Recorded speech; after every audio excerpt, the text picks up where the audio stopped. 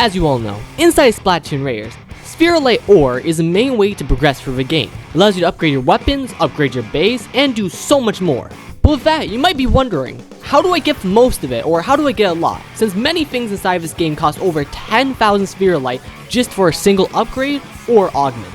Well, in today's video, we're going to prove by far the easiest and fastest way to get the most Spiralite inside of this game. But before we begin, I want to say make sure to like and subscribe so you can get more content like this. But anyways, let's begin with probably the easiest and most common method, which I recommend everyone should use. But a method that we're talking about is in every single part of this game. If you haven't completed one of these, first of all, how? Because you kind of need to progress, and second of all, why haven't you? If you don't know what I'm talking about Spiralite raid mission. Now, this might seem like the no-brainer, but believe me, it is really good and really effective. How these missions mainly work is, first of all, you enter the area. Instead of looking for treasure chests, which is in a direct logo, instead of going down into, for example, one of the dungeons, you're inside this giant openish area. Here, you're able to go around and start breaking Spiralite ores by basically fighting mini waves every once in a while. While doing this, you can collect power eggs, and once you get enough, normally around 4,000 to maybe 8,000-ish, you're able to go to your main one, destroy it, and you beat the mission. Now, depending on what part of the game you're in the beginning, you might only get maybe like 1,000 for this. Later on, you can get like upwards to 3,000. But how it mainly get most is by doubling your output.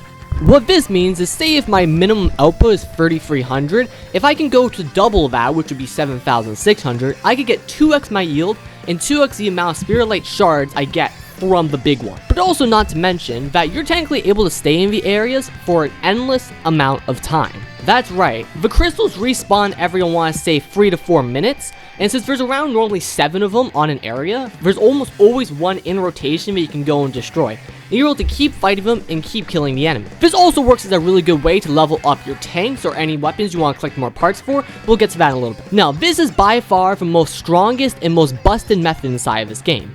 Since you're able to get so much Spiralite, you're able to 2 times your yield, and it gives you so much other perks, there's really no other reason to do anything else. Some people may argue that doing dungeons are faster, but overall, if you want a consistent flow while also getting a lot of rewards while doing so, the Spiralite missions are your best bet. Not to mention, if you're in a team of even 4 people, although it might take longer to get your yield, you have so many more people able to go to different areas at once, you're able to collect a whole bunch more over time. Or if you're playing solo, for example, it doesn't really matter, since you'll always go around and you'll always just be collecting more and more. And to continue the point earlier, the reason why this is better than a lot of other missions is that you're able to get infinite amount of guns, infinite amount of augments, and a lot more. Since the enemies always keep respawning over and over again, you're able to keep killing them, and especially if you're playing on spicy mode, you'll have a lot more spicier salmonids. This means that salty salmonids drop a lot more on average, and the chance of you getting a legendary inside this mode is greatly increased. From just doing one of these missions alone, I was able to get 3 legendary augments and I believe a legendary gun. So it's not actually that hard to farm really good equipment. Pair this with the fact that you're able to get all the additional rewards. Pair this with the fact you get all the additional rewards of the Spiralite and the power eggs. It's really a good benefit. Not to mention, because of the power eggs, say if you want to level up on tanks you haven't used in a while, since you prefer using one, for example, me with the speed tank, you're able to easily swap to any of them and use them. Since depending on how strong you are, you can easily queen swipe a level while having so much damage that the power eggs really stack up quickly. You might be in the end game stages of the game. If you don't want to play a hard level, you can go to one of the easier ones, and you'll most likely get the same amount of power eggs, but a little less Spiralite and a little bit less of augments in total. But I mean, if that's good enough for you, then by all means do it, because I'm telling you, this grind for maxing out all 3 of them is annoying if you have a preference. Now, some of these Spiralite missions are better than others, just depending on how the layout's actually built. For example, there's an ice one, which is a pretty good map layout, especially since it's more mid to late-ish game. The only issue you would have with it is sometimes it takes a lot of time to traverse between them, or the layouts are generally just not useful depending on the weapon you're using. So although you may get more or less rewards, play on the map that you think is the best for maxing out the amount of rewards you can get in the lowest time. Also, since in every one of these areas, all the salmonids come out of the steamer things which launch them everywhere, I recommend using a weapon, for example, like the Explosion, or something with a lot of splash damage. Since there's so many salmonids, especially if you're playing on spicy mode, in order just to clean swipe them, make sure you have a weapon that can do pierce. Even a sniper would have worked really good. And depending on what tank you want to use, I recommend either using the power tank or the speedster tank, because the tactic one, although is still pretty good, just isn't really that useful in this situation. I mean, I much prefer one-shotting all the enemies than doing a little bit of chip damage over time. Now, for a certain type of mission you should never do, which, I mean, sounds pretty obvious when I say it, but I have a feeling some people might, is special dungeons.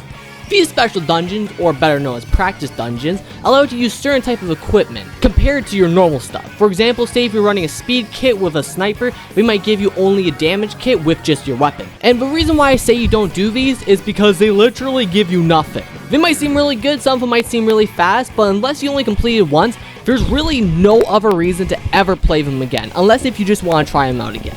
They give such little Spiralite, if none at all, and they give very little power balls.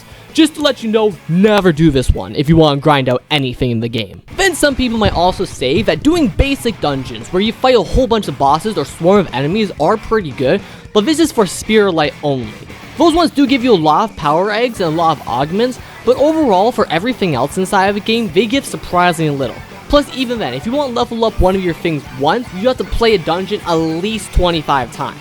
Which, just playing a Spiralite mission just gives you more in general, and I believe it's just better overall because of the more space and more simplicity that comes with it. But for all those reasons, the best and easiest way to get Spiralite inside this game is by doing Spiralite Crystal Mission. If you have any other ideas of how to do it, or you have your own methods, make sure to comment down below, because it's always nice to learn. Now with this tutorial, I hope it helps you so you can get more Spiralite inside of the game and unlock all the features and weapons. But anyways, that's going to be it for today's video. I hope you all liked and enjoyed. And if I don't catch you in game, then I'll catch you next video. Later.